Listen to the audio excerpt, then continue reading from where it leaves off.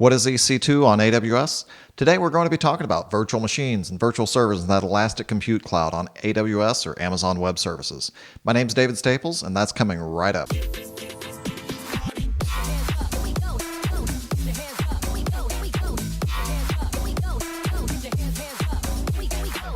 Hey YouTube, so this is take 5 on trying to record this video. Apparently the Camtasia program that I normally use to record my screen is having some issues, and apparently when I upgraded to Sonoma here on the Mac, it didn't really like that too much. So we're trying a different screen recording program today.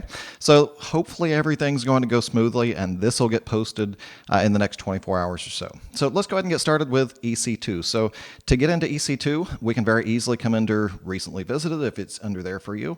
Otherwise, you simply come up here to the search box and type in EC2 and open that, and that's exactly what I'm going to do here. So currently we can see that I have no instances that are currently running. In fact, I don't have any instances at all. Each instance of a virtual machine, you will see underneath this instances here. So when that virtual machine is running, you'll see it under the running instances.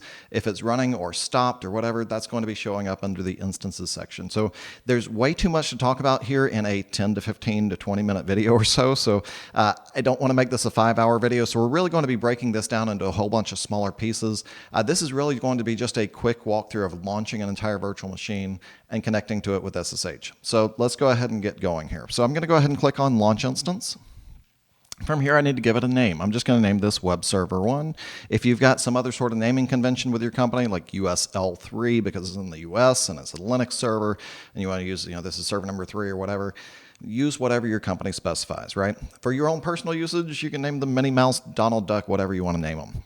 So I'm going to go ahead and scroll on down here. So the next thing that we can choose is which AMI or Amazon Machine Image that we're going to use.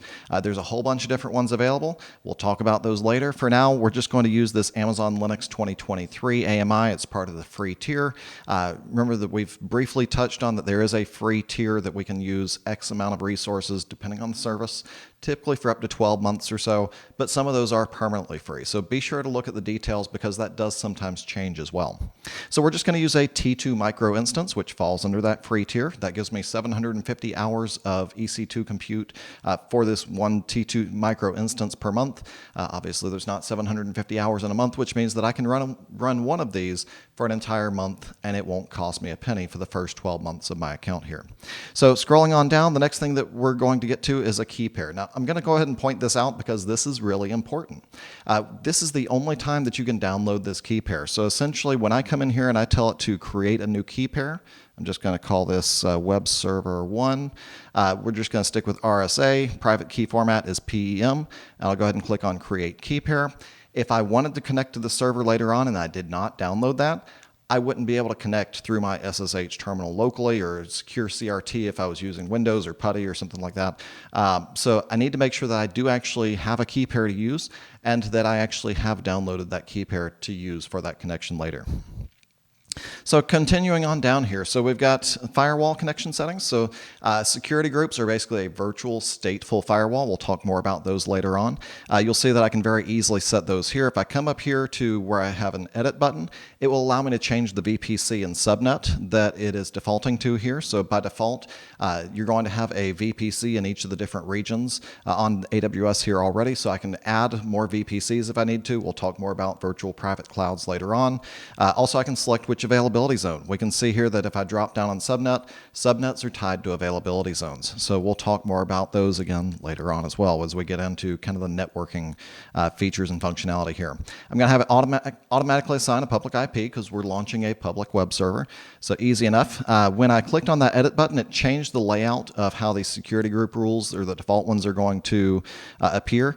I don't necessarily want to allow SSH into this server from anywhere. So one of the really nice options from AWS is that I can click on this little drop down here and show where it says My IP. I'll blur this out later on, but it's automatically going to detect what my IPv4 address is here and go ahead and let me add that security group rule. Now I can go ahead and add other rules here if I would like to. So I'm just going to go ahead and add one for port 80. So if we come in here and say, I want to add an HTTP, which is automatically going to set port 80. Custom, I'm just going to say this is from anywhere. That's fine. It is a public web server, right? So I'll go ahead and close this notification here. We'll scroll on down. I can configure storage. We'll talk more about the different storage options later on. For right now, an 8 gig root volume is really pretty much all I need for a basic web server that's just going to say hello world, right? So very easy stuff. We'll go ahead and click on the advanced details just so you can see what's in there real quick. We'll talk about all these different things later on. The one that I'm going to point out right now is at the very bottom of this section. It's called user data. For Linux servers, this will let you run a bash script. For our Windows servers, this will let you run a PowerShell script that essentially is going to be a script that runs the very first time this server is launched. So I've got everything configured here. I'm just going to go ahead and point out one thing over here to the right. I can launch more than one of these at a time. Since this is a demo, I'm only really going to launch one. But if you needed multiples, this is how you would do that. So I'm just going to come down and click on where it says Launch Instance. This will take just a moment. So we can see that it is saying that it's successfully initiated that launch. We'll then come over to our instances breadcrumb here. And we can see that it's currently in a pending state. Once it gets far enough along, it will change to a running state, and then we'll be able to connect to it. Now, in the meantime, I'm going to go ahead and copy that PEM file over the directory that we're going to be working from locally, and then go ahead and get working on connecting to this server. So we should be able to do that here in just a moment. Okay, so I've gone ahead and copied that PEM file over to the directory that I'm going to be working from at the command line. And then I've opened up a terminal window here on the Mac, made it a little bit larger so that you can actually kind of follow along here. And we're going to change into that directory. So we're going to go say cd documents. That's in my instructional folder, and that's under AWS. And then that's going to be in the YouTube demo folder. So we'll go ahead and change into that one. Then from there, we need to change the properties of that file or change the permissions of that file to be able to connect. So I'm going to do a change mod 400, and that was web server 1.pem. So that should be all it takes there. So now I believe I'm ready to connect. But I can't really connect quite yet because I don't know what the IP address is, right? So I'm going to hop back over here into the Web Management Console. We are going to look at our instance. We see that it is currently in a running state. So I should really now be able to connect via SSH to that server. So I'm going to scroll over here to the right where it has the public IP address. I'm just going to highlight that and use my Command C on the Mac to copy that. I could also come right down here to where it says public IP v4 address and just copy it that way as well. Either way works just fine. And then I'm going to go ahead and come back into my terminal window, and we're going to say ssh-i. We want web server 1.pem, and then the user is going to be EC2-user at, and then the IP address that we had specified here. So we'll go ahead and press enter. We can see that it's wanting to verify the authenticity. Are you sure you want to continue connecting? So we'll go ahead and just type in yes there. And now we can see that we're connected to this server. So just to make things easy, I'm just going to go ahead and grab root here real quick. So sudo su. There we go. And then I'm going to say yum install httpd because we want to make this a web server. So let's go ahead and get that done. Again, just super fast going through this. I'm not spending a whole lot of time with this server because it's really just a demo. You should be spending perhaps a little bit more time doing things like upgrades and updates and whatever you need to install besides Apache here. So now that that's complete, I should be able to go ahead and start the Apache service. So let's do a service httpd start, and then check config httpd on. All right, so we're good there. So let's go ahead and come into cd var www html here real quick, and we'll just hop into Chrome real quick just to show you that the server's running. So just open up a new tab and pull up that IP address, and we can see it saying, okay, it works.